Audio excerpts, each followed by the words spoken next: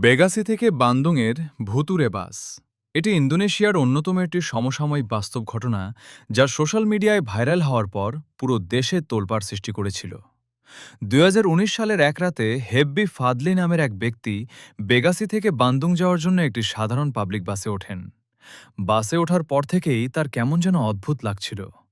বাসটিতে আরও অনেক যাত্রী বসা ছিল, কিন্তু পুরো বাস ছিল একদম নিস্তব্ধ। কোনো কথা বা নড়াচড়া ছিল না।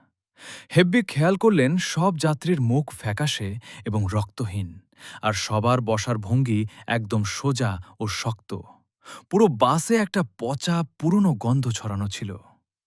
ভীতিকর মোড়। হেব্বি ভয় পেয়ে নিজের ফোন বের করে বাসের ভেতরের একটি সেলফি এবং ভিডিও ক্লিপ তোলেন। কিন্তু অদ্ভুত ব্যাপার হলো, ক্যামেরার স্ক্রিনে পুরো বাস একদম ফাঁকা দেখা যাচ্ছিল।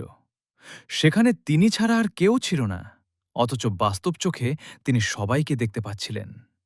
ভয় পেয়ে তিনি পরের স্টেশনেই নেমে যান।